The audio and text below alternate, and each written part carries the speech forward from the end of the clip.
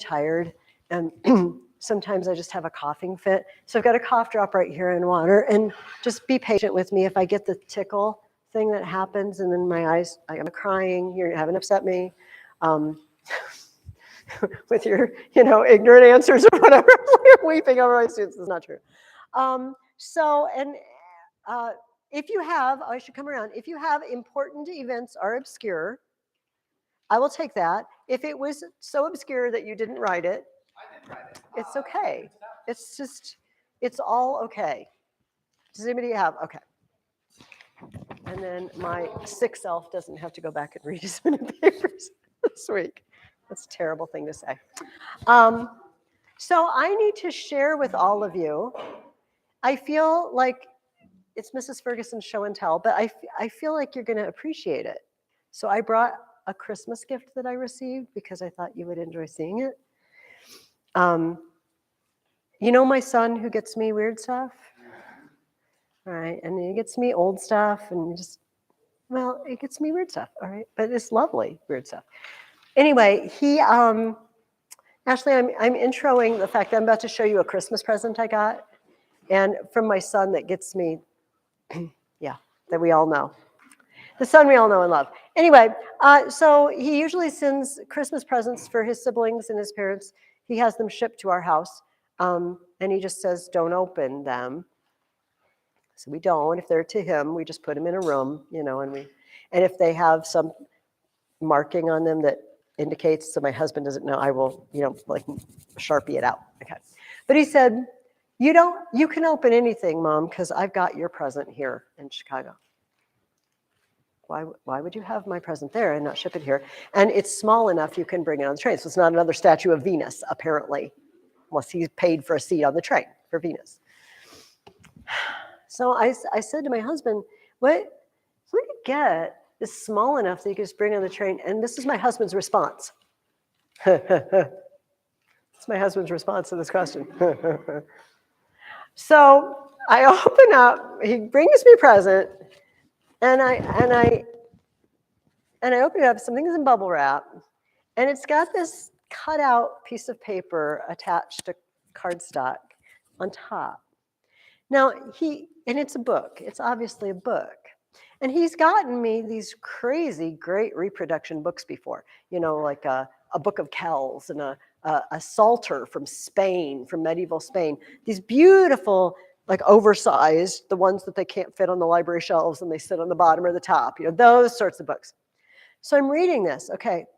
Guillaume Pepin, Sermones de Imitatione Sanctorum Proelorum Diebus Festus, Imitation of the Saints on their Feast Days, 1587, Venice, ex Johannes Bertani, which is from the printing house of Bertani, printed title page, blah, blah, blah. And it tells me Mr. Pepin was a Dominican professor of theology in France, and we have many of his sermons. And I'm like, I don't understand. And he's dancing around. He's so excited. So it's a reproduction of this book? And he's like, and he keeps pointing to the 1587. He's like, and I said, what the heck? Are you kidding me? No, I am not kidding. He bought me a book that was published in 1587. It's the book. It's not a reproduction. What? This was printed in Venice. I know. How do you have it? What? So apparently it's never been translated into English yet. She said, you could translate it into English. I guess I could. He told me how much he spent on it, and I'm not going to pass it around. But it's apparently pigskin leather, which was a popular leather at the time, stamped. It's got a crucifix and decoration. It's writing, but I've had a fever and a headache, and I haven't translated anything yet, And stamped on the back as well. It's called blind stamping. That when the leather is wet, they stamp it. And then the metal clasps. So it almost scares me to do anything with it. I've already bought a display box for it. And so you open up the title page, and it's 1587 in Venice from this Mr. Bertani's printing house. I know, and it's in fabulous condition. It's 450 years old. They don't build them like they used to. No. So it's just the cover. And I kind of want to know who's had it for 450 years. So he gave me the bookmark, with the information for the bookseller. It was in New Orleans. He went to here's the title page with the woodcut and the gorgeous stamping, and then the clasp just closes it up. And he said they were really, really helpful. He went to New Orleans with his roommate just because we can, and was hanging out. And he said, I walked by this antiquarian bookseller, and I don't care if you come up later and look at it, but I just don't pick it up. I know it sounds rude, but we'll just look at it from afar. I've been really careful, and I'm not opening it very much, but if you want to just see it up close. And he said that he was just walking through the French Quarter, and he went to this antiquarian bookseller, and he saw these amazing old books behind the glass, and he went in and he started looking, and this one just caught his eye because it's pretty, and because it was in Latin. And he said, I went home and thought about it, and I went back, and I'm like, I'm getting that for my mother. And they said, that's a really nice gift for your mother. Anyway, so I have a 450-year-old book from Venice. I know. And his siblings are like, oh, shoot, he did it again. Gave mom some crazy present that we can't compete with. But anyway, we're not studying the Middle Ages this year, but it's a piece of history. It's a piece of history. So, yes. Will we be studying the Middle Ages next year? Yes. We've been on Greece and Rome for 3 I know. years. This is I a know. big deal. Yes. Going back to Greek history, whatever. Have you been to the Parthenon in Nashville? Oh, I was supposed to ask you guys. Yes, I have. I just went. We just went. At Christmas time. I watched it at home, right? It was. Isn't it awesome? It's beautiful. It's absolutely amazing. And I'm like, I want to go to Greece now. And it's huge. It is. Athena is huge. You go in there. So I just highly recommend, if your family is traveling to Nashville, take a moment. Well, apparently there was a World Expo. It was built for a fair, a World's Fair in Nashville, and it was not intended to be permanent. It was built of wood. But the locals loved it so much, like, why don't we just build a stone one? Because you don't consider Nashville being a hub of Greek culture. No offense to Nashville. It's great. Tennessee, correct? This is Tennessee. And there happens to be a great Greek restaurant about 10 minutes away from that park that my husband and I hit for kicks. But yes. What? Oh. Nashville. The Nashville. We are talking about the country music capital. Yes, Nashville has a Parthenon with a big Athena. Yes, go there. I finally went in May. My husband and I went this past May. Because the Finchers, if you remember Lauren Fincher, they had been, and Mrs. Fincher brought in her pictures from there. And then finally my husband and I just decided we would see it for ourselves. Okay, let's dig into Claudius and Nero. This next week we are finishing Tacitus. And it is fewer pages than I've been giving you. I think in my copy it's 77 pages. And I've been giving you like 95, 100. Okay, so it's fewer pages. Do not be afraid. Do not be scared by the fact that it says like chapters 12 through 16. It's more chapters. Chapters are short. Okay, so don't, oh my gosh, it's twice as many chapters. What's she doing? No, calm down. It's fewer pages. And so if you're loving Tacitus, just drink him in one last time. If you're not loving Tacitus, next week we will start reading The Church History by Eusebius. And we will, and I guarantee the first chapter will be very familiar to you because it's like the life of Jesus and the 12 apostles. So he starts at the very beginning for his church history. And we will parallel the time period that Tacitus has been talking about, right? But what's happening in the church, what's happening with the spread of the gospel. Okay. This week's art of the week is not, I guess it's a work of art. Architectural things can be works of art. It is an aqueduct. Tacitus tells us that Claudius, one of his accomplishments during his reign was to pay for and have built another aqueduct system to feed water to Rome.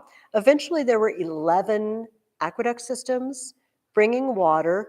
If you are poor, it is bringing water to a fountain maybe at the end of the block where you can go fill your jug with clean water because you don't want to drink the water out of the Tiber. Not if you want to live. If you want to live and be healthy, don't drink that water. Also, pumping it to bathhouses. I think probably most of you know that the Romans were very fond of taking baths, and they had a very elaborate bathing system in which you would go, I can't ever get that right. I think you go in the warm one, the tepid kind of room temperature-ish one, and you float around. Then you go in the really hot one, it's like sauna.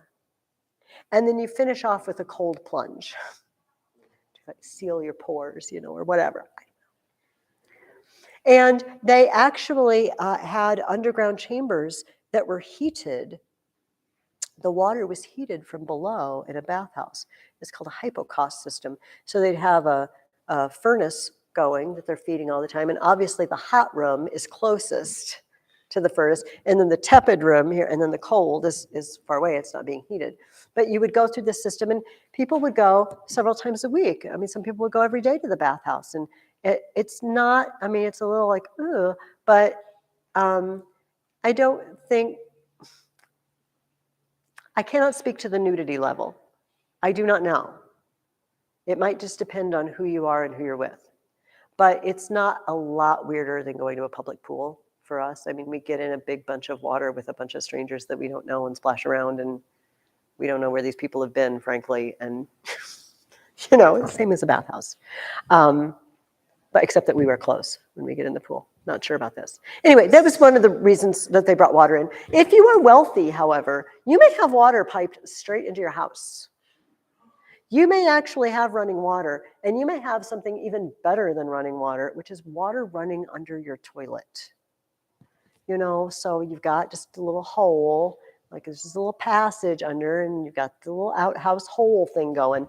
But water comes and sweeps through and sweeps it all clean. Your house doesn't smell.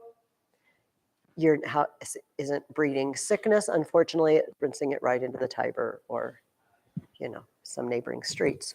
So the poor people can get sick. But so for all these reasons, they piped water in to many major Roman cities. It said Rome had 11.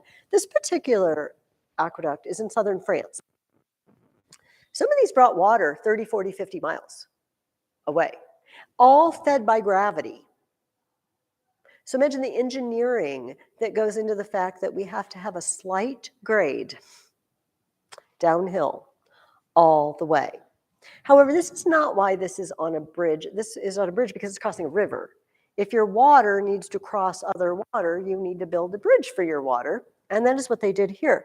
This fed doesn't anymore. It doesn't have water flowing through it anymore. The town that is today known as Nimes, Nimes, in southern France. It's Nebulonium or something like that in Roman times. You can visit this aqueduct.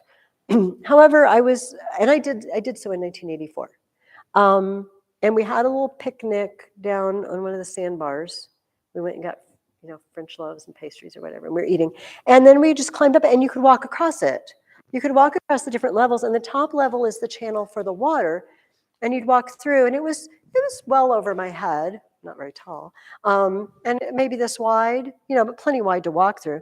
And it would a tunnel, but it would have a roof for a while, and you'd go through, and then the roof would disappear. Like there was an open place, And then it had more roof. I don't know why it isn't continually roofed or why it's not continually unroofed.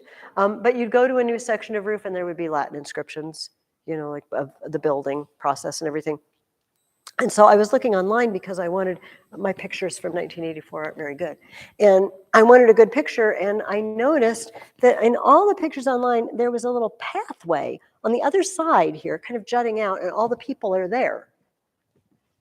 Well, that wasn't there. B, why aren't there people up on top? They don't let you anymore. I know. They charge for it now. They didn't in 1984. And they only let people walk on this special walkway that they built for them. But I got to walk on all the levels, so I guess I got in on it before they clamped down on it. Anyway, it's called the Pont du Gard, Pont-du-Gard, Pont du Gard. Well, we know what pont means. Pont means bridge, and du Gard, I don't know. So this is just to remind us that we're not going to talk a lot about this. The Romans were amazing engineers, just amazing. Unlike the Greeks, who really wanted things to be beautiful, they wanted to think about things. What is life? What is the world made of? The Romans like, we don't care. How can I make it work? How can I make life better and easier? This is the Roman idea.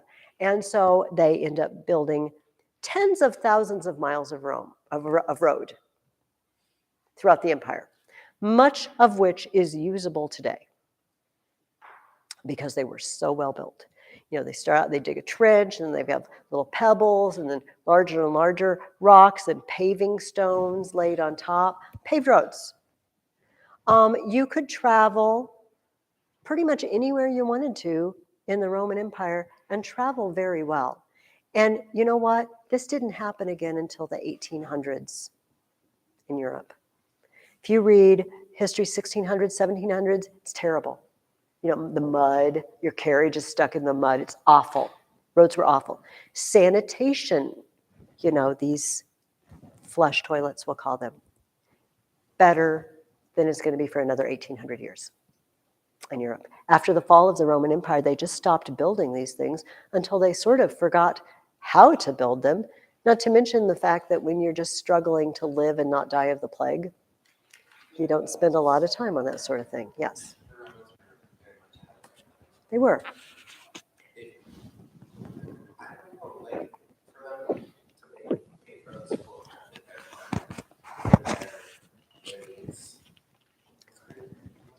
One of my pet peeves is when people act like ancient people aren't as smart as we are.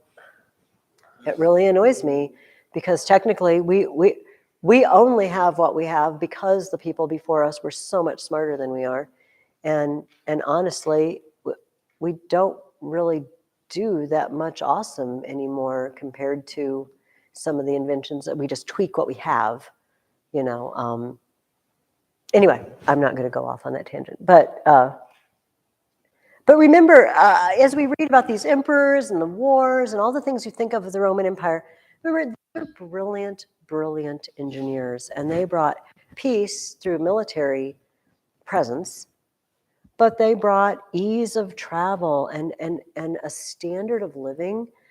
If I'm a crazy German barbarian living on the other side of the Rhine, okay? I'm living in a mud hut, whatever. And I see the Roman village 10 miles on the other side of the Rhine. Maybe I just want to attack it and burn it because I'm a crazy German.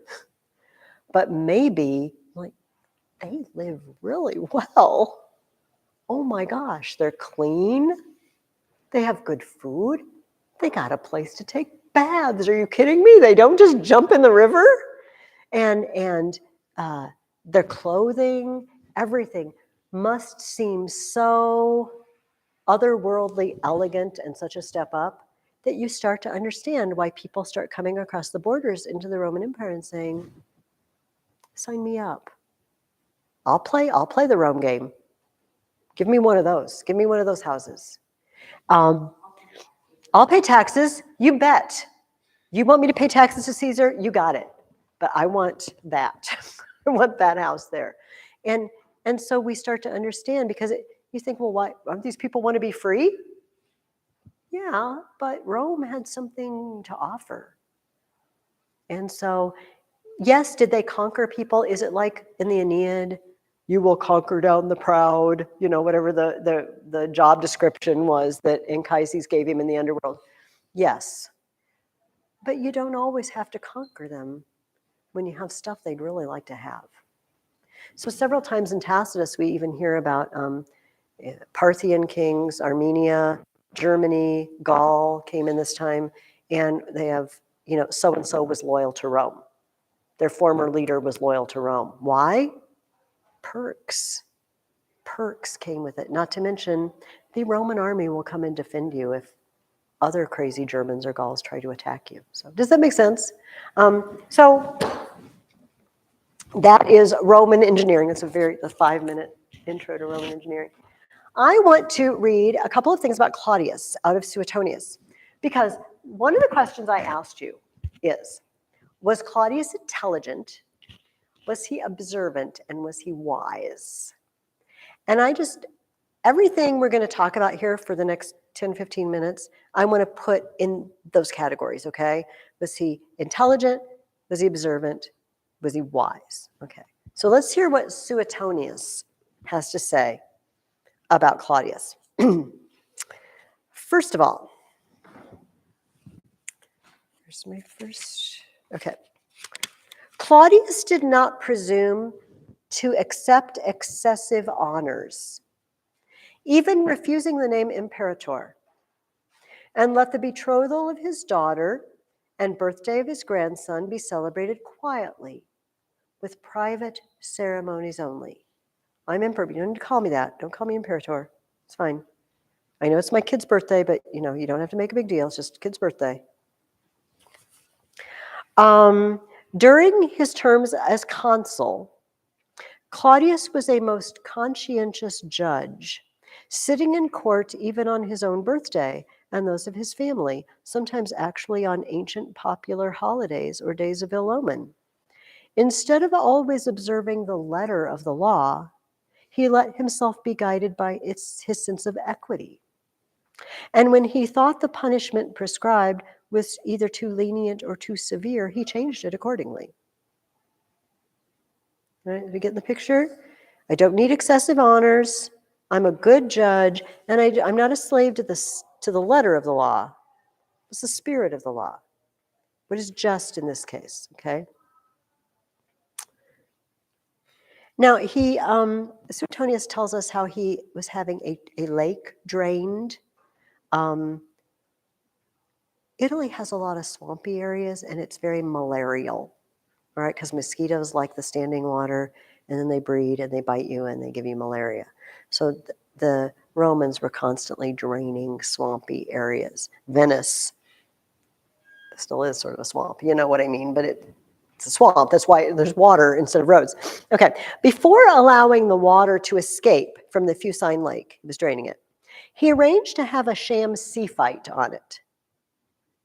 Love the sham sea fights.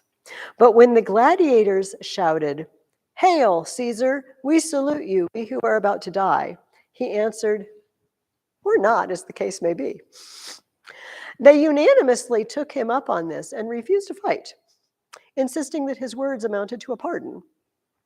Claudius grew so angry that he was on the point of sending troops to massacre them all or burning them in their ships. However, he changed his mind, jumped from his throne, and hobbling ridiculously down to the lakeside, threatened and coaxed the gladiators into battle. The emperor of Rome is begging, "Oh, come on, guys, please. Please, I didn't mean it." But dig the fight. 12 Rhodian triremes then engaged 12 Sicilian ones, the signal for the fight being given by a mechanical silver triton, which emerged from the lake bottom and blew a conch. I know, like a robot statue comes up and blows a conch shell to start. If I ever get a time machine, right there, that's where I'm going. Okay. I mean, can you picture it? Like a statue just rose from the bottom of the lake mechanically. A triton, and then blew and made a noise. Like it was all mechanical. Okay, it's very funny. Okay. Instead of keeping quiet about his stupidity, Claudius explained in a number of short speeches that it had been a mere mask assumed for the benefit of Gaius Caligula, and that he owed both life and throne to it. Nobody, however, believed him. And soon a book was published entitled Fools Rise to Power, the thesis being that no one would act the fool unless he were a fool already. Among other things, Claudius's scatterbrainedness and short-sightedness were marveled at. After executing Messalina, he went into dinner and presently asked, "Why is she not here?" On several occasions, he sent for men to give him advice or throw dice with him, and when they did not appear, followed this up with a reproachful message calling them lazy sleepers, quite unaware that he had just sentenced them to death. Where's Joe? I invited him to dinner. You had Joe executed this morning. He doesn't remember. While still a boy, Claudius started work on a Roman history, encouraged by Livy. But when he gave his first public reading to a packed audience, when you write a book in the ancient world, you go and you give a reading. You invite your friends and your family, and you get up at the podium and you read. When he gave his first public reading to a packed audience, he found it difficult to finish. As he started to read, a very fat man came in, sat down, and broke several benches, which excited considerable merriment. Even when silence had been restored, Claudius could not help recalling the sight and going off into peals of laughter. It would just be awful. He's smart enough to write a history, but he can't control his laughter. He's smart enough to drain lakes and plan these things, but he's goofy enough to forget who he's just executed and goes and begs the gladiators to fight. He wrote 8 volumes of an autobiography, which are liable to criticism for their lack of taste rather than lack of style, as well as a defense of Cicero against the aspersions of Asinius Gallus, quite a learned work. Claudius also added 3 new letters of his own invention to the Latin alphabet, maintaining they were most necessary. Tacitus told us this as well. He had written a book on the subject before his accession, and afterwards met with no obstacle in getting the letters officially adopted. They may still be found in a number of books in the official gazette and in inscriptions on public buildings. He even wrote books in Greek, 20 volumes of Etruscan history and 8 of Carthaginian.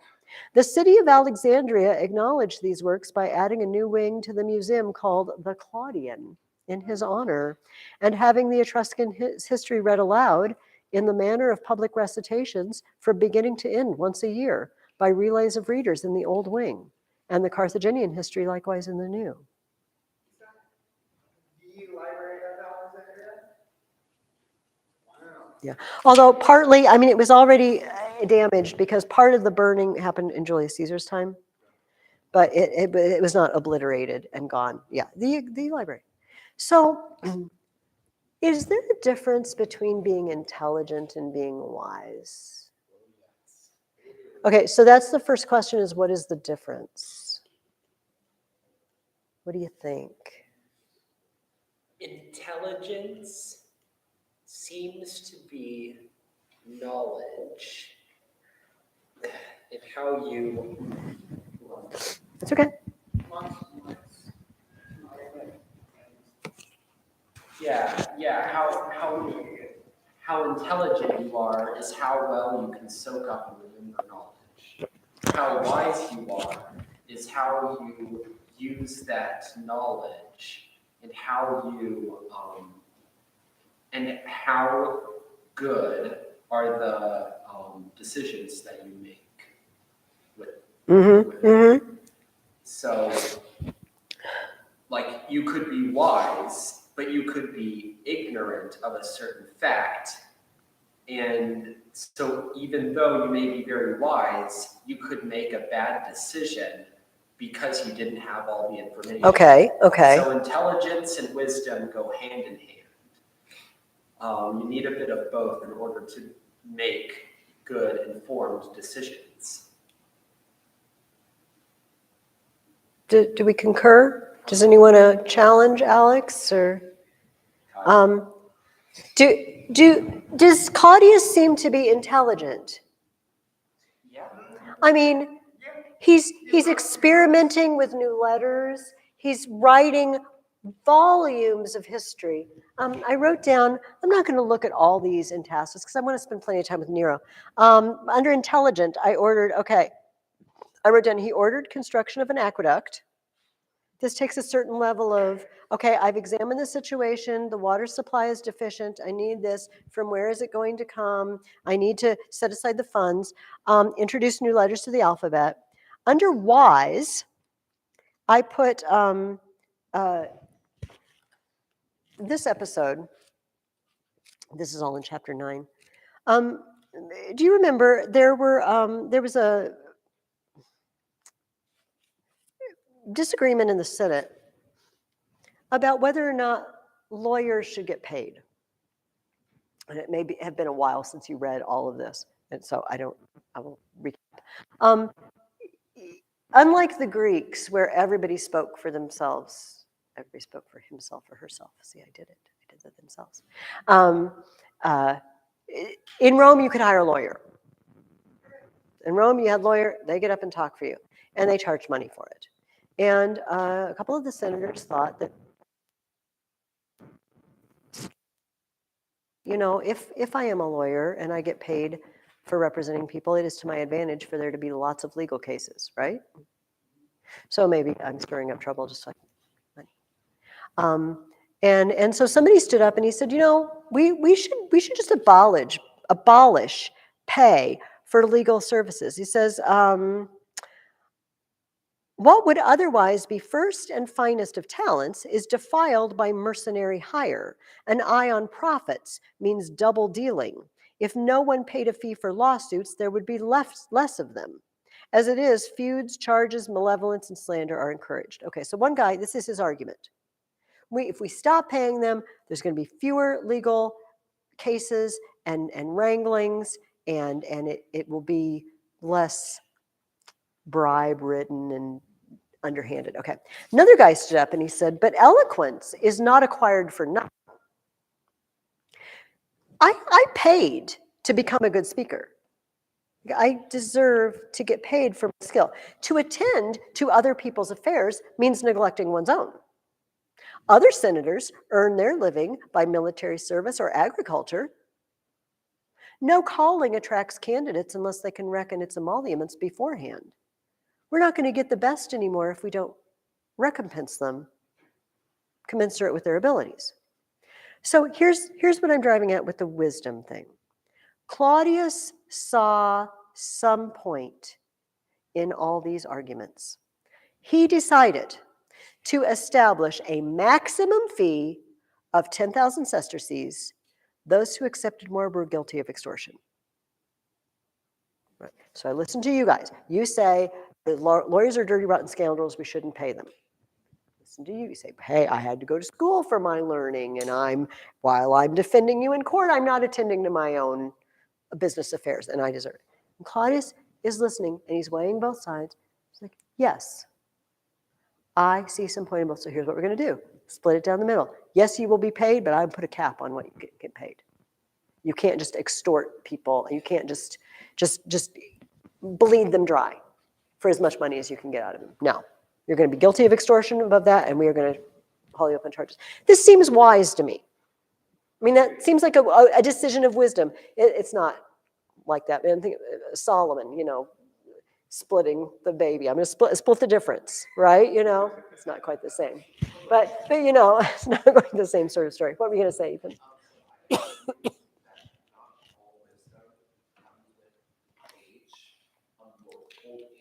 Absolutely not. Because you have very ignorantly unwise, foolish, not righteous, old people.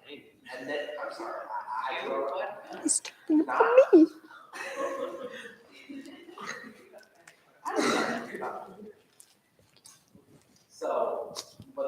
have like 18-year-olds or like people in their 20s who are trying to make the world different because they are wise, because God has given them Yes.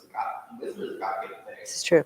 So how is God just going to give some wisdom to some people because of their age, and some wisdom, less wisdom to people who are younger? God's going to give the wisdom based on the person who earned it, based on how much that person's trusted God for that wisdom. And in his own good pleasure, too, in God's own pleasure. Paul told Timothy, do not let people look down on you because of your youth.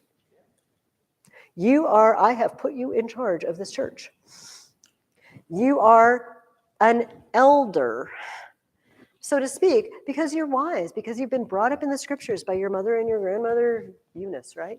And you've known these things from boyhood, and you've known them, but you've used them, right? So you have to, again, I like both. You have to take what you've learned and use it. But some people seem to have a capability for that at a very young age. And some people age and they never become wise. They are just as foolish in their lives with what they do with their time and resources and bodies and everything as a young person might be. I'm not saying all young people are foolish, but you know what I mean. And there's a reason we call them senators or elders. It's for a reason, because senex, old man, right? The Senate is made of old men, and elders in a church or whatever, because we assume that if you submit to your teachers, if you submit to the Holy Spirit, you will grow in wisdom. And that the older you get, the more wise you will be. But it's not always the case. It's a very good point. It's not always the case. Here's another case where I found wisdom in Claudius. And it's the first question I asked you for chapter 9. This is the case where the tribes of northern and central Gaul want to be allowed to run for office and be in the Senate. Now, that's pretty wild. No, so, okay, now I'm drawing the map in front of my face. You know how it works. Italy, and then the Alps here, and then you cross the Alps and it's Gaul, right, over here, and no. Yeah, for backwards. Okay, so, but the Gauls, some of them actually inhabited south of the Alps. I mean, northern Italy, some of the Gauls, and just right on the edge of what is today still Italy. You know what I mean? It's not part of France. And these were the nearer Gauls, all right? And they had special rights for a long time. But the guys further north, in middle and northern Gaul, they called it Gallia Comata, which meant long-haired Gaul. Long-haired because they didn't cut their hair. The crazy Gallic chieftains with their wild hairdos, and they weren't just they didn't have the Roman do, you know what I mean? They had the crazy Gallic do. And it says, the chief of long-haired Gaul, belonging to tribes with long-standing treaties with Rome, of which they themselves were citizens. These guys are Roman citizens. Claimed the right to hold office in the capital. The question aroused much discussion, and the opposing arguments were put to the emperor. Here are some of their arguments. Italy is not so decayed that she cannot provide her own capital with a senate. Do we have nobody better than these guys? What, have we run out of good people in Rome? We got to bring these guys in? Is it not enough that Venetian and Insubrian Gauls have forced their way into the Senate? They're the nearer Gauls. Do we have to import foreigners in hordes, like gangs of prisoners, and leave no careers for our own surviving aristocracy? Every post will be absorbed by the rich men whose grandfathers and great-grandfathers commanded hostile tribes, assailed our armies in battle, and besieged the divine Julius Caesar at Alesia. These guys' great-grandpa, they're the ones Julius Caesar killed 1 million of, and enslaved another 1 million. They fought us, and we're going to let them into the Senate? Are you kidding me? Yes. I have a question about that. Were they all super rapid, barbaric Gauls? Were they all? No. Exactly. I think it's and that's the point. And I don't want to bring you much more history, but that, to me, that makes, I think about U.S. slavery. Like, one group of people being like, oh, these people that are less good than us, they seem like, why would we allow them to, Why would we allow them? to intermarry? Why would we allow them to And you know what? This, and Ethan, let's make it bigger than slavery. This was every immigrant group. And I realized slaves were a particularly immigrant group. I mean, it wasn't by choice. Do you know what I mean? Although there were black immigrants by choice, but the vast majority weren't. But so you know, we have the English here. We have the Dutch here first, and the Dutch don't like the English crown, and then they changed New Amsterdam into New York, you know, and New York changes hands. Great. And then we have Irish coming. Oh, we hate those Irish. You know they're Catholic. We hate them. We hate them, and they drink. They're Catholic and they drink. And then the Scots come, you know, oh, we hate the Scots. We hate the Scots. And then the Chinese come to California. Oh, we hate the Chinese. We hate the Chinese. And why? Well, partly because they're different, but partly because they come in and they take the jobs. Let's just be honest. They take the jobs that no one else wants to take, and they make a place for themselves. And you're right in seeing that and reading that into this. We have the story of Rome is these people, groups of people, just like we started out with the aqueduct. Rome is kind of awesome. How do I get in on that? And after I get in on it, how do I get actual power? How do I get power to vote? How do I get power to become a legislator myself and legislate for my own people? And so they're always coming in for many of the same reasons people came to America. Because there's opportunity, because there's a chance, not so much frills of high living, because America started out pretty low level of, you know, Plymouth wasn't real sanitary. But for other reasons, but they saw something there that attracted them. But so keeping that in mind, listen to Claudius's answer. This is the first question I asked you, but I'm just going to read it. Okay. These and similar arguments did not impress Claudius. He contradicted them on the spot and then summoned the Senate and made this speech.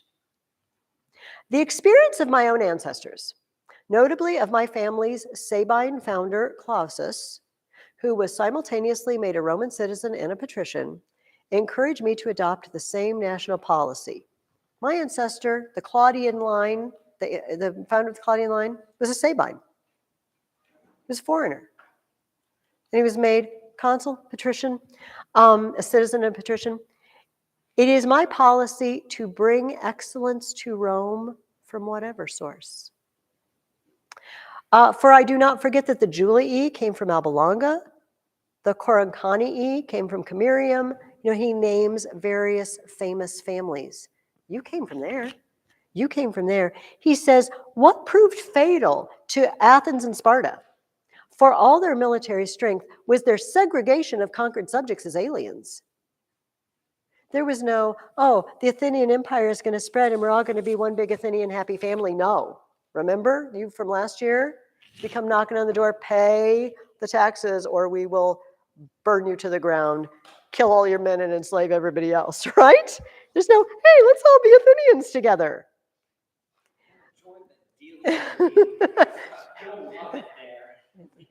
Yes. You can check out anytime you like, but you can never leave. The dealing league. Okay. We also, says Claudius, lost battles to our neighbors. We gave hostages to the Etruscans. We went beneath the Samnites' yoke. Once upon a time, they beat us. Now that they have assimilated our customs and culture and married into our families, let them bring in their gold and wealth rather than keep it to themselves. These people have resources. Yes, come live in Rome. Bring your pocketbook, bring your checkbook, bring your credit cards, and marry my daughter.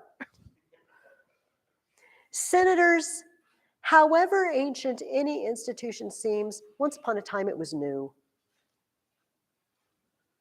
The innovation now proposed will in its turn one day be old. What we seek to justify by precedents today will itself become a precedent. Yes, we will. This is an enlightened thinking man. Yes. Okay. Even though he was lacking on some. Okay, well, because we're going to talk about the observant part. We haven't talked about that yet. Mental facility. Yeah. It's hard. We just can't tell. We just can't tell because sometimes they make him sound like a blithering idiot. And sometimes he seems, hey, Kyle, can you not do that, please? So in the same page, there's an episode that I'll just retell. So Claudius had taken over the powers of censor, right? Censor used to be a Republican office, but now he's censor. And censor's job, just like we censor things, okay, they censored the people in the Senate mostly. So if your family, you're an old senatorial family, but you have become exceedingly wicked, your family is just notoriously wicked. You're out, you're out. And we're okay with that. The other thing we're usually not so okay with, if you get poor, you're out. You need a certain amount of money to maintain what's expected of a senator. Okay, militarily and everything. It wasn't just we hate you because you're poor. It's because you no longer have the means to uphold the office of senator anymore. So they would weed you out. And the censor's job is to go through the senatorial list and weed you out. It's not very nice to get weeded. Yes. I don't think so, because he was just talking earlier about the legislators getting paid,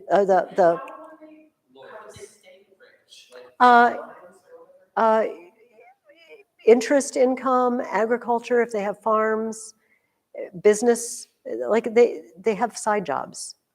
But, and often, and just like today, like the Rockefellers, or I'm trying to think of some famous, I don't know, like the Kennedys, the Kardashians, okay. You inherit the money, and if you do smart things with it, you never even have to touch the principal. You know what I mean? You can live off the interest. And they were doing that sort of thing. But no, you didn't get paid to be in the Senate. So it wasn't like getting fired, it was just like being demoted. Yes. I feel like it's very important for senators to not be paid in the Senate and for them to have control over their own lives and not get paid by senatorial wages. Now, if they that shows wisdom and that shows ability and understanding of economics as well. And with having a job among the people, you know, you're affected by the circumstances that affect everyone else in the country as well. Also, it'll make people less ambitious to stay senator. Mm-hmm. This is true. Because the only reason you're there is to serve the people. You're not going to get money for this. On the flip side, yeah, if I do not already have a fair amount of money to begin with, and I have to spend, so if I'm working 80 hours a week at Taco Bell, I'm not going to have time to be a senator. Do you see what I mean? So I have to have a certain level of employment or cash flow to make it feasible if they're not going to pay me for my time. A lot of senators, though, they don't, they're at the age where they could retire. So it's kind of like This is true. don't really need all the. We need them all to be the senes, the old men, the old retired men. Maybe on a pension. Behind that. Maybe we should just like have the old wise men to be in there now. Yes, there are young wise men too. I disagree with the whole God and this at all. Okay, because of the reason that people have families, people have but the high wages for senators is also what makes senators very corrupt. Which is ridiculous, and that's why there needs to be a fix. People will always be corrupted by money that's out of the world. So maybe we need Claudius to come and say, okay, you get 10,000 sesterces, and anything beyond that is extortion. Okay, so you're taking more reduce the wages. Yeah, reduce the wages, which is kind of the issue. Okay, I can with our government. That's very interesting. Can we go back to the Senate in Rome? No, it's totally fine. All of these things are related. This is why everything's related to everything. So there's nothing we could talk about in here that isn't related to something else that we're talking about. But just look at the time. But it's a very good thought. And I think there are people who, you know, when Congress votes itself a pay raise during a recession or whatever, it's like, really? Really? Nobody likes that. But anyway, so Claudius needed to weed the Senate because there were some wicked families and there were some families that had fallen into poverty. But he did this. He called them together and he said, look, some of you shouldn't be in the Senate anymore. And I think I know who you are. You know who you are. So I'm going to give you a chance to just resign and not be weeded. Like honorably. Mm-hmm. And he said, then I'm going to go through anybody who doesn't resign, I'll go through the list, and we're going to publish a list of everybody who's been removed. But I'm going to publish a joint list of resignations and removals, so no one will know which is which. No, so nobody gets shamed. Even those of you who really ought to resign, and I'm going to have to weed, you're still going to get published in a list together with resignations, and nobody's going to get shamed. And it said, Tacitus tells us that the Senate was so grateful because he wasn't going to shame anybody. But they knew it needed to be done, that they offered to give him the title Father of the Senate, because instead of Father of his country, they said, because this is a new thing. He's like, no, I'm not going to be called Father of the Senate, thanks, but this needs to be done. And he's not about shaming you because you have fallen into poverty or parading you around, even if your wickedness is already well known. I love it. See, this seems like a really good method of governance, all right? However, so take it, or I mean, this is the information we have from historians. He's goofy, and then he's brilliant. He writes histories, but he doesn't remember who he just executed. We don't know what to make of this man. But the last thing was he observant? And I'm just going to tell you, no. His wife, third wife, Messalina, was a total tramp.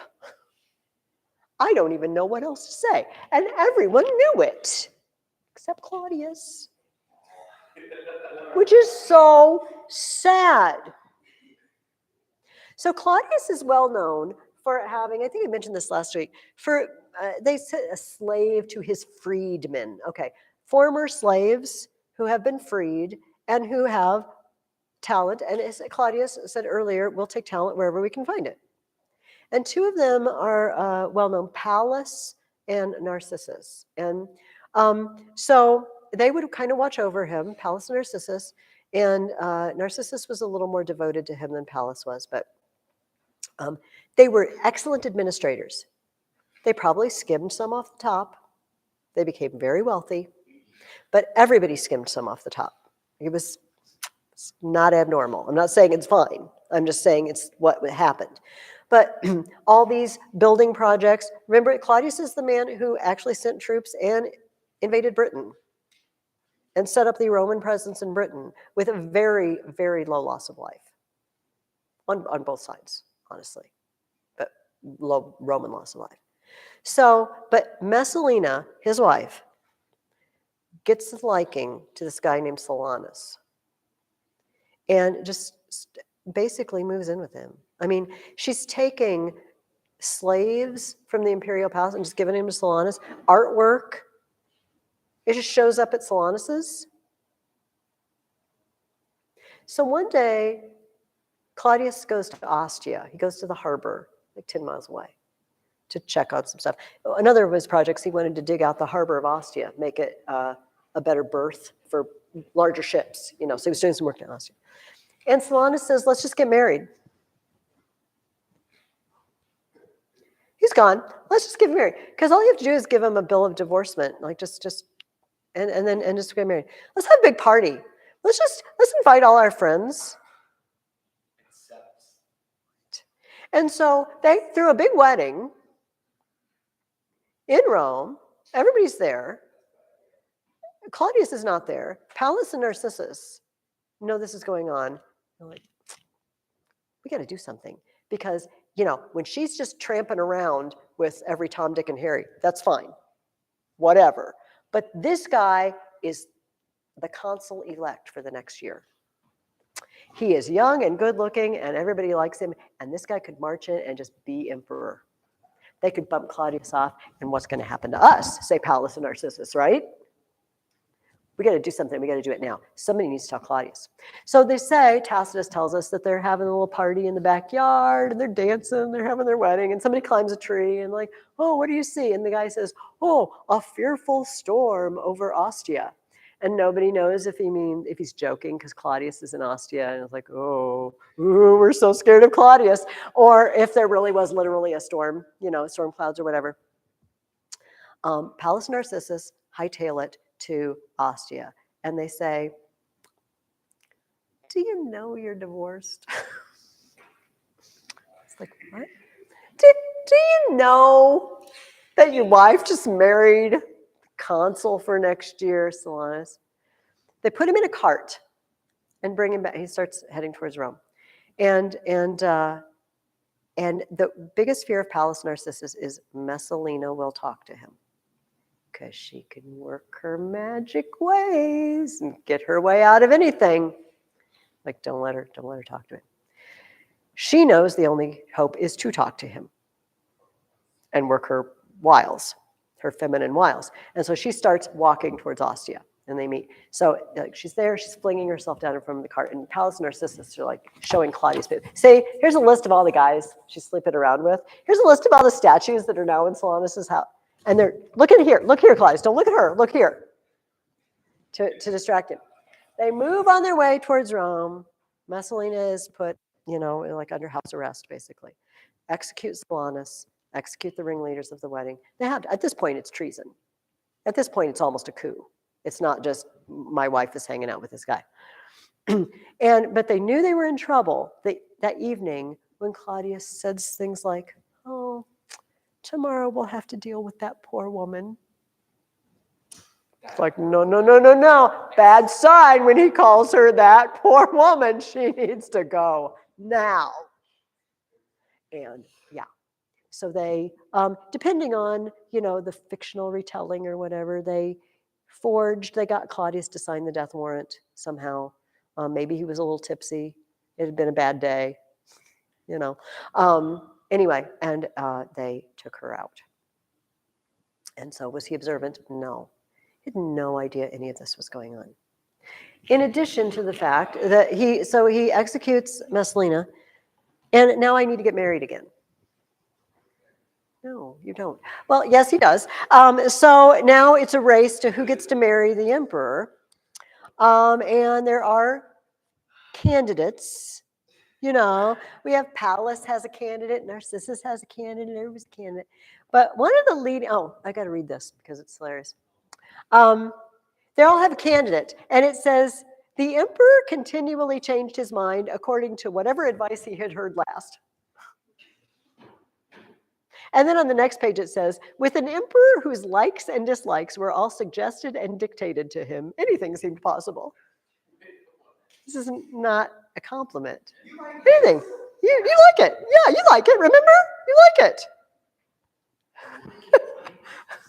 And so main contender wins, and this is Agrippina II. Who are Agrippina's parents? I asked you this. There's a line, Germanicus and Agrippina. The wonderful Germanicus, who may or may not have been poisoned to death by Pollio and his wife Plancina. The Tiberius hated, and then he came back, they brought his ashes back, and Agrippina's like, you dirty, rotten scoundrel Tiberius, and your mother Livia, and you're all a bunch of rotters, and then ended up dying, starved to death, or self-starved to death, along with her two of her sons. She is, this Agrippina II, is the sister of Caligula. She's got the good going for Germania. She's also got the weird and bad going with Caligula. Tacitus describes her at one point as an amazing woman, the wife, sister, and mother of emperors. She's the wife of Claudius, the sister of Caligula, and the mother of Nero. wife, sister, mother. She is also Claudius's niece.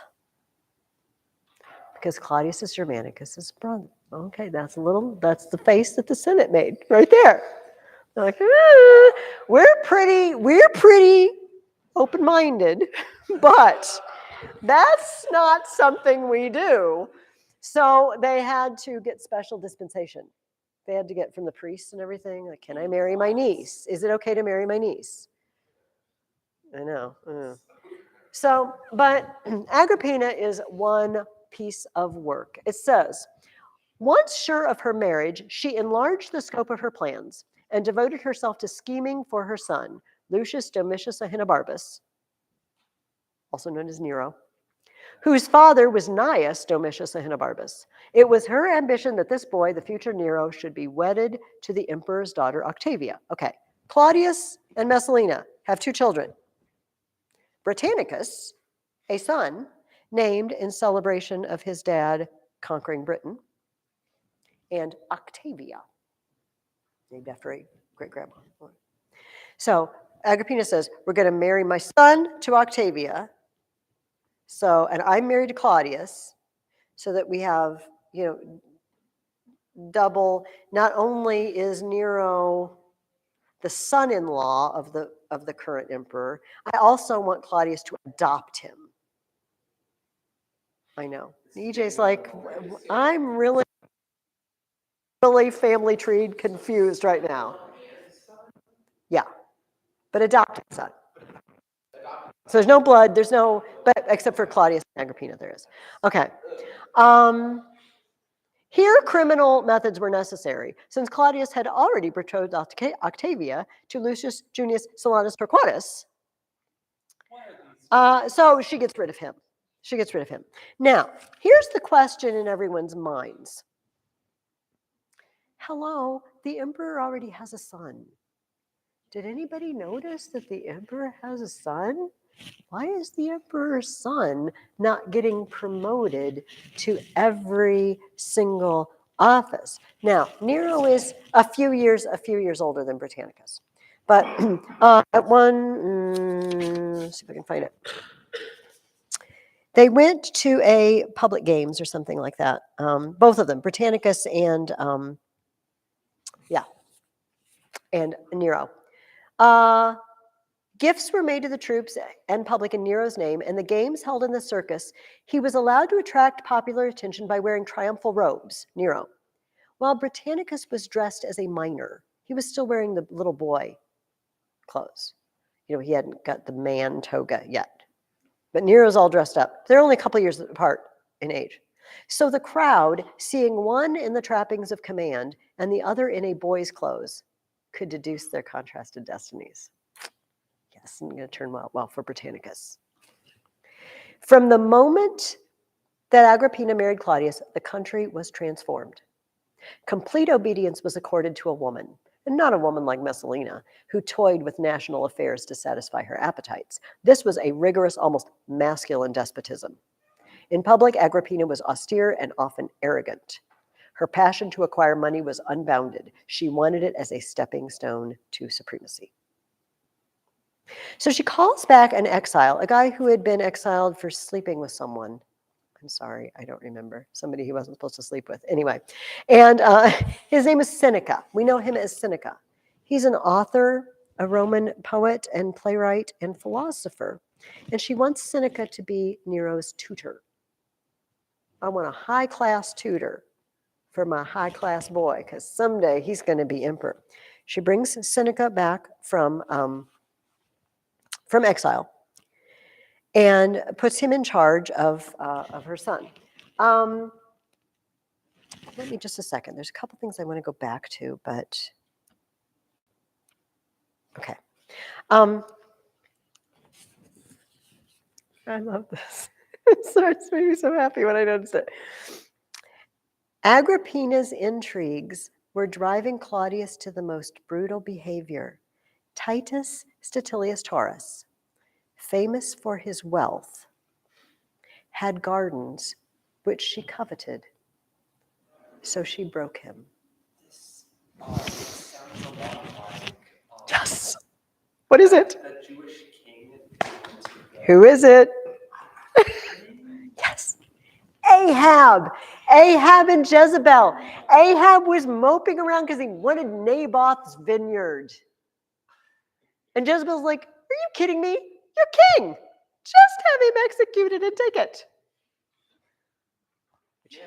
They did.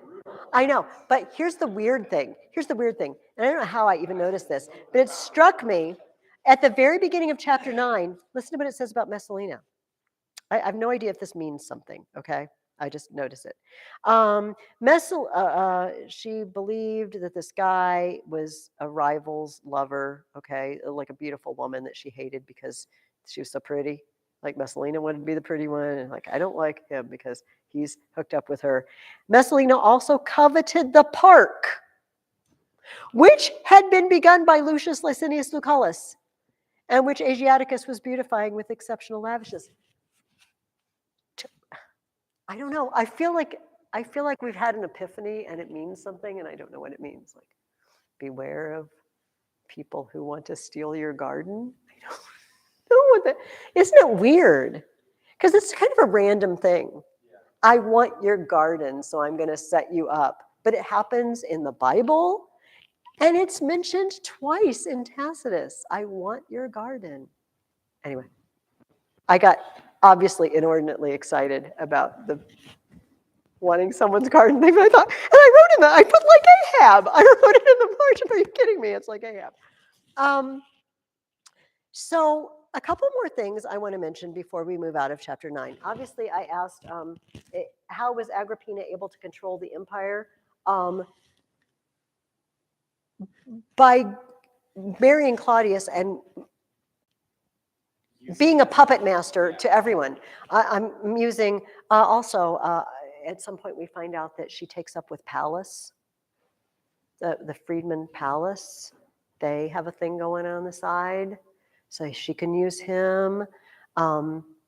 She is a master manipulator, and she manages to get Nero in and Britannicus shunned it aside. And at this point, my question is, Claudius, where are you?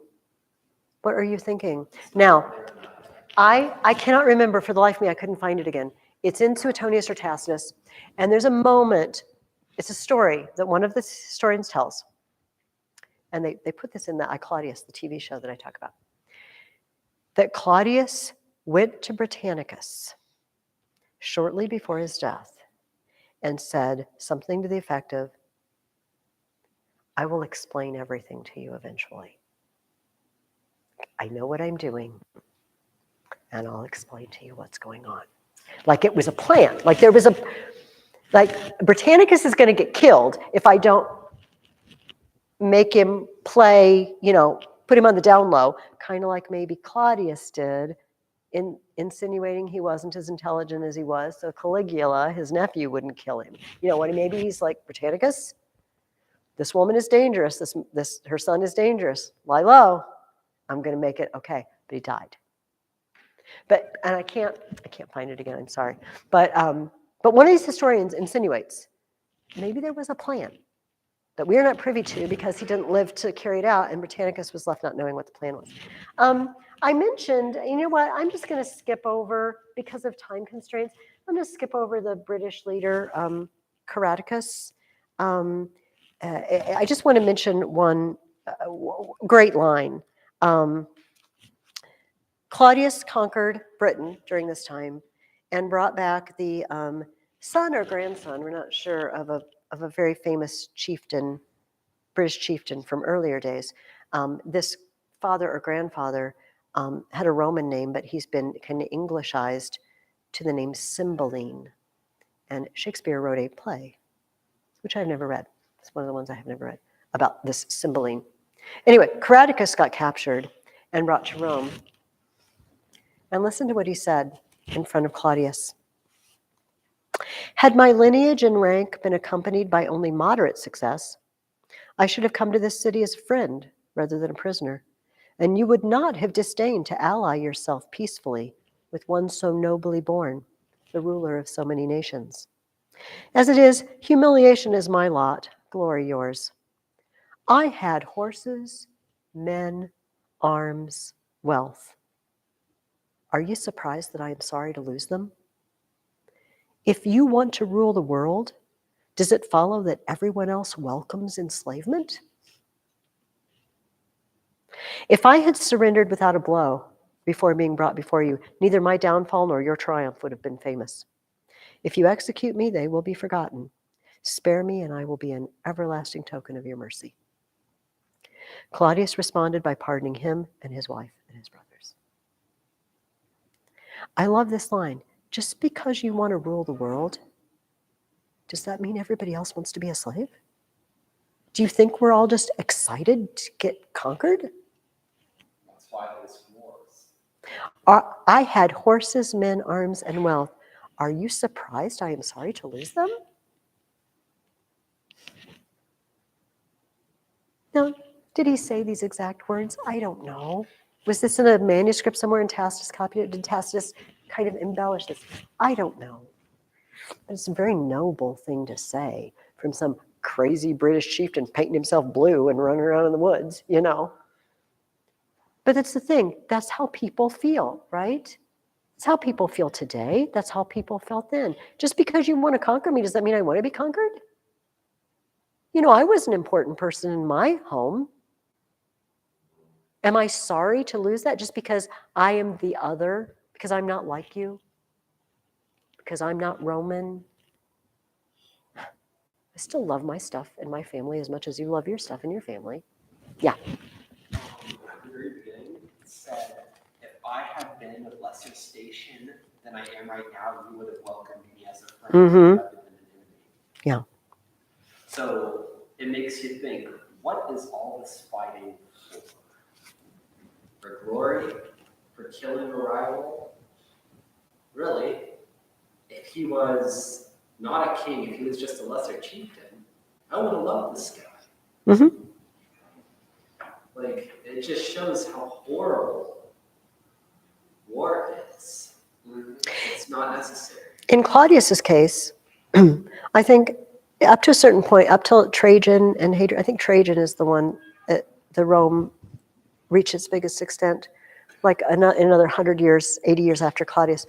There's an expectation that the ruler, the leader is going to conquer. He's going to, I gotta see he's coming up.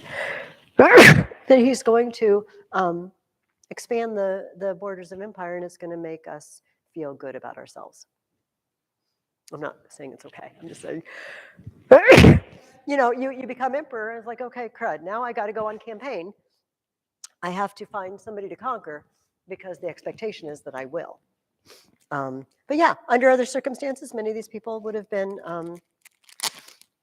friendly. And by the way, because of time constraints, I'm just going to skip all over it. It's not the most exciting part of your reading anyway.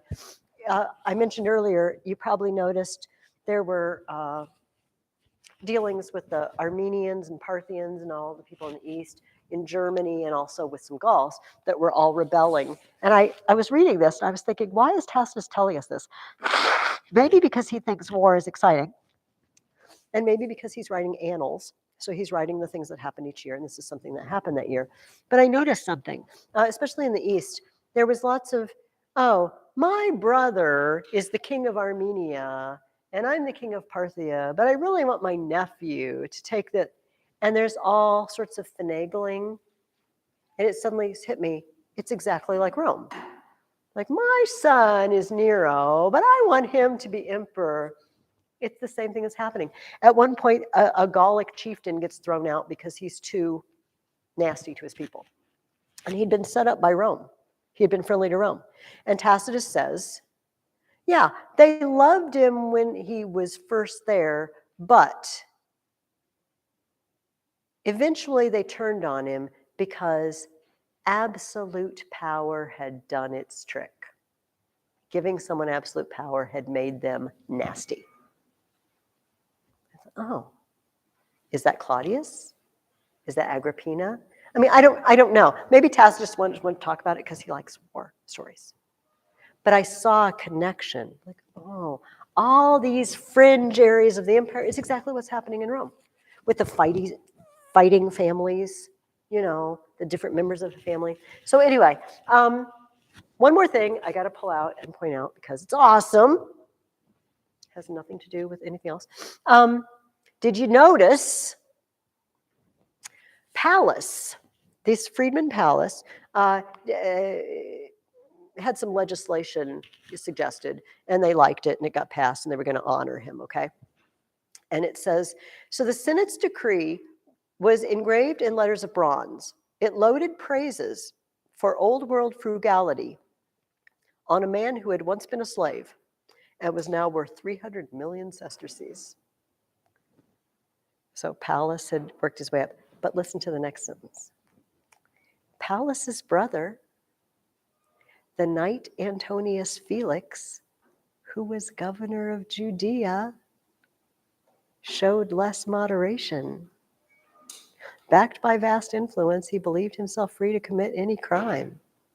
However, the Jews had shown unrest and rioted when Gaius Caligula had ordered the erection of his own statue in the temple. I guess so. Put a statue of the emperor in the temple? In the temple, for crying out loud? This is Felix. This is the Felix. Acts chapter 23 and 24. They're going to kill Paul, and Paul's nephew comes in and says, they're going to kill you. And they get him out of the city quietly, and they take him to Caesarea. And so the governor will talk to him. The governor is Pallas's brother, Felix. And he's the guy that Luke tells us in the book of Acts, Felix left him in prison because he was hoping he'd get a bribe. Why did he think Paul had any money to bribe him? I don't know. I think Paul was particularly wealthy at this point. No. Yeah, so this tells you all you need to know about Felix in the book of Acts. Yeah, he left him there because he hoped to get a bribe. But he said he'd call him up every once in a while and hear him. Felix heard the gospel. And our worlds are crossing now, as we get ready to start the church history, in another week. Like, remember the worlds are crossing. Pallas, the freedman of Claudius, star of this book, is the brother of Felix who appears in the book of Acts. I think that's awesome. Okay, so Agrippina is ticked off. I'm going to summarize a lot of this. Agrippina is ticked off, and she starts saying things like this. Britannicus is really, really ought to be the next emperor. I could make that happen. If you're not nice to me, I could make that happen. Yeah. Oh, yeah.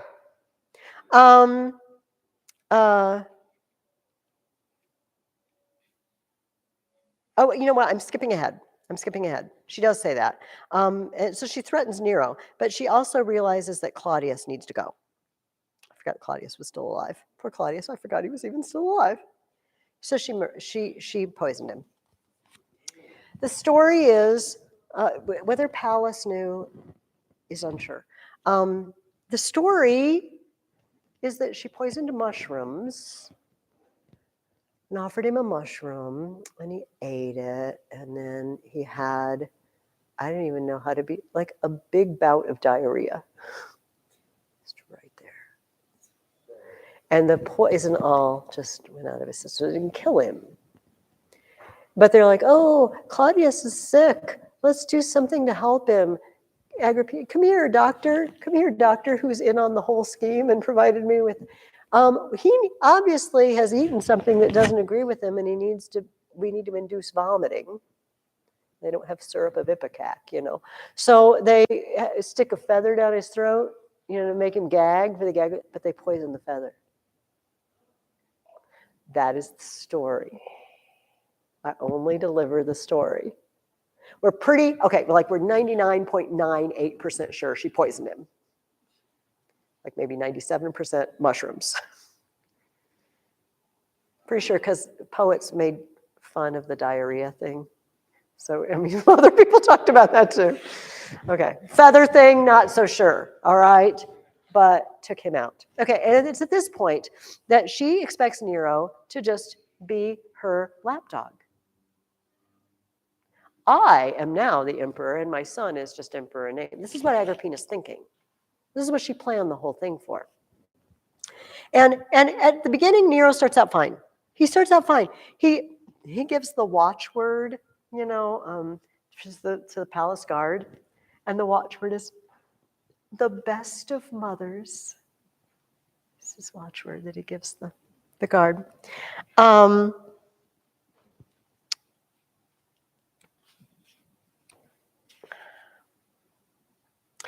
But Agrippina was gradually losing control over Nero. This happens when sons grow up sometimes and then become emperor.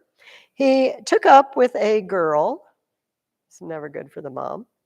Slave girl. Former slave. Became openly disobedient to his mother and turned to Seneca, his tutor. One day, Nero was looking at the robes worn by the resplendent wives and mothers of former emperors. Picking out a jeweled garment, he sent it as a present to his mother, a generous, spontaneous gift of a greatly coveted object. But Agrippina, instead of regarding this as an addition to her wardrobe, declared that her son was doling out to her a mere fraction of what he owed her. All else but this one thing was kept from her.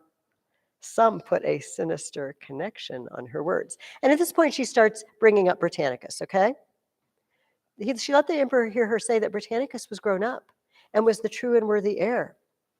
Nero could not find a charge against his stepbrother, so he decided to act secretly and ordered poison to be prepared. You're going to put Britannicus? Oh, you think? You just wait. Come to dinner and see what happens, Mom. It was the custom for young imperial princes to eat with other noblemen's children of the same age at a special, less luxurious table before the eyes of their relations. This is where Britannicus dined. He's like 14. I mean, he's not a toddler, but he's not man. Okay, a selected servant habitually tasted his food and drink, but the murderers thought of a way of leaving this custom intact without giving themselves away by a double death. Britannicus was handed a harmless drink. The taster tasted it. Britannicus found it too hot and refused it. Then cold water containing poison was added. Speechless, his whole body convulsed, and he instantly ceased to breathe. His companions were horrified. Some, uncomprehending, fled. Others, understanding better, remained rooted in their places, staring at Nero. He still lay back unconcernedly, and he remarked that this often happened to epileptics, that Britannicus had been one since infancy. Soon his sight and consciousness would return. Agrippina tried to control her features, but their evident consternation and terror showed that, like Britannicus' sister Octavia, she knew nothing. Agrippina realized that her last support was gone, and here was Nero murdering a relation. But Octavia, young though she was, had learned to hide sorrow, affection, every feeling. After a short silence, the banquet continued. That's like one of the most horrifying sentences in all of literature. Let's just take it out. Go ahead and eat. Like I want to eat anything in this room. Like I'm too stupid to know that he's just been poisoned right in front of me. Yeah. So Nero gets rid of Britannicus. Then he decides it would be fun to just dress up with his peeps at night and go mug people at night because he can. Just like smack them around a little bit and take their stuff. But then somebody fights back and they pull on the cloak and they find out it's Nero. So now everybody's afraid to fight back. So everybody can just mug anybody you want because nobody will fight back because they're afraid you're Nero. This is what's become. And his mom is saying, I can't, Tacitus doesn't say his mom's reaction to this. Like, are you kidding me? I killed your stepfather for you to be emperor, and this is what you do with it. We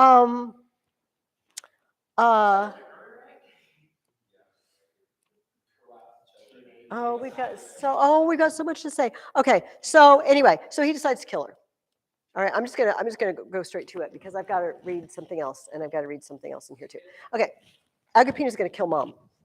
Mom's got to go. Mom has got to go. Oh yeah, dear. What did I say? Oh, okay. I'm sorry. Yeah, we're gonna blame everything on sickness. Other days, there's no excuse, but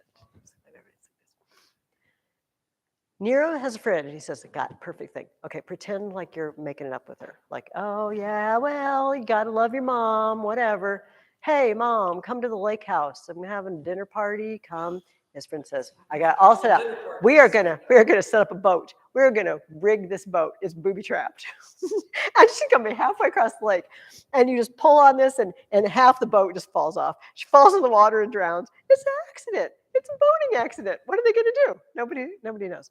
So she comes and she sees the boat and is like, oh, look at this fancy boat, Mom. This is for you. I was like, well, okay, I'm just gonna walk around the lake and come to the dinner party later. So she comes to the dinner party. It's like, oh, Mom, have anything you want. Have a book from 1587 from Venice. Have anything you want. And now it's late. It's kind of, oh, Mom, why don't you take the boat back? Okay, so taking the boat back. She has a girlfriend, just a lady friend with her and a slave. And so, boom, and the top of the boat collapses. It collapses on her friend and kills her friend instantly. Knocks her slave into the water, but somehow she gets buried like she's under the debris, all right? It doesn't hit her. And the slave in the water is yelling, help, help, I'm Agrippina, thinking that they will save the slave. But the slave is clued in what's going on when they get an oar and they start whacking the slave in the water. And Agrippina's like, should not say where I am. They get to shore. I don't know. She crawls up. She gets home. I don't know how she gets home. All right. She knows. That was not an accident. I know who's behind this. But I got to pretend like I don't suspect. So what do? So back at Nero's, Nero finds out it was botched. His mom lived. It's like, do you think she knows? Do you think she knows I did it? What am I going to do?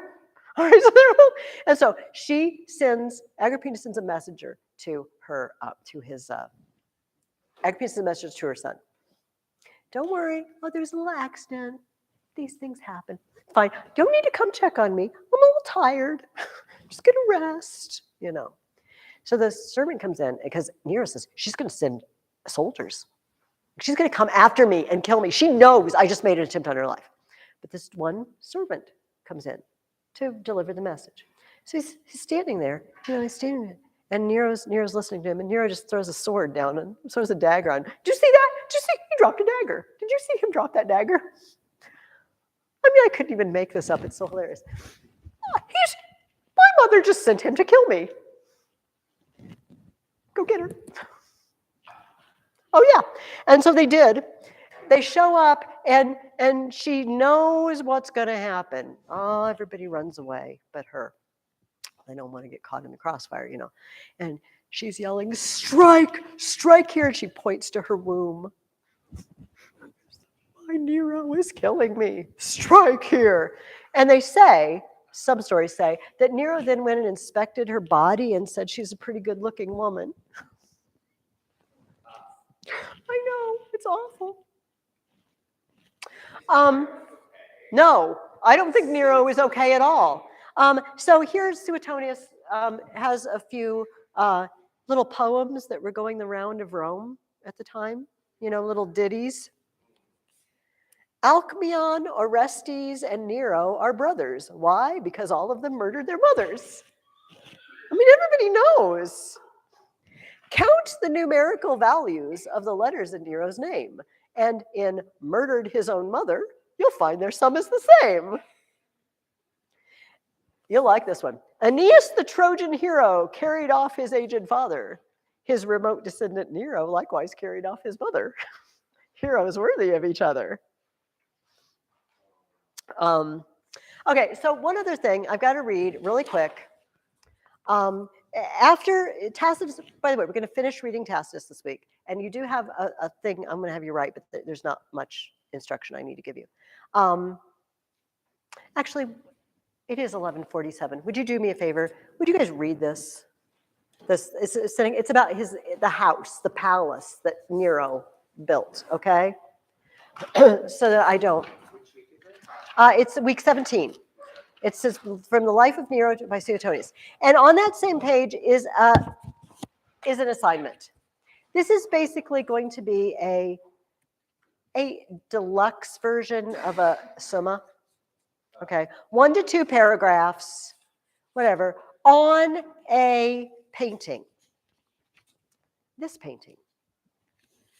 It is by an artist named Waterhouse from the 19th century, and it is called The Remorse of Nero. Oh, and Kyle has left. Oh. Is he like left the building? No. Okay. Can somebody? Can somebody make sure he picks that up? Or Yes, okay. Here's what I would like you to do. This is in your reading guide. Analyze The Remorse of Nero by John William Waterhouse. Consider the following as you write. Describe the scene. What do you see in this picture? Oh, Kyle, I'm telling you about the writing assignment. It's on this picture. It's in your reading guide. Analyze, describe the scene. What are the details? Why do you think they are there? What colors stand out? Do you think they are significant? A lot of red. Mhm. Why do you think Nero is wearing a laurel wreath? By the way, his hair isn't spiky. He's wearing a laurel wreath. It just didn't come out very well. And I said, hint, for what do people receive a laurel wreath? What are you crowned? Do you know? Victory. Does this picture have a message? If so, what do you think it is? I'm just asking you to let your mind wander as if you are talking to me in person and tell me about this painting and tell me, what do you think he's thinking? It's called The Remorse of Nero. And I need to read one last thing before I let you go from Tacitus to set the stage for this painting. And then I promise I will let you go.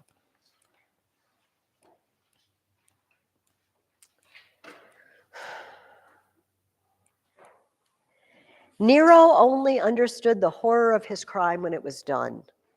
For the rest of the night, witless and speechless, he alternately lay paralyzed and leapt to his feet in terror, waiting for the dawn which he thought would be his last. Hope began to return to him when at Burrus's suggestion, the colonels and captains of the guard came and cringed to him with congratulatory handclasps for his escape from the unexpected menace of his mother's evil activities. Nero's friends crowded the temples.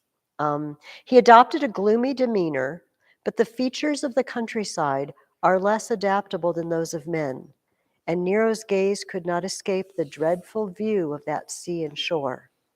Besides, the coast echoed, it was said, with trumpet blasts from the neighboring hills and wails from his mother's grave. So Nero departed to Neapolis.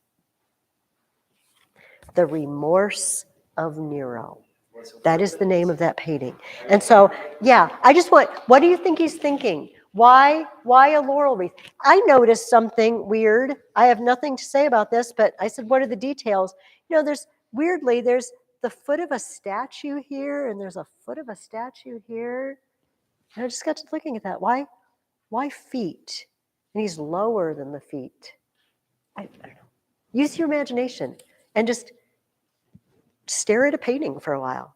And the colors aren't the greatest because I just printed these from a computer. But if you want to look it up online, you might see better color. You know what I mean? So feel free to do that. But the name and artist are in the book. Okay, thank you for extra listening. See you next week. Thank you very much. You That are was very horrible.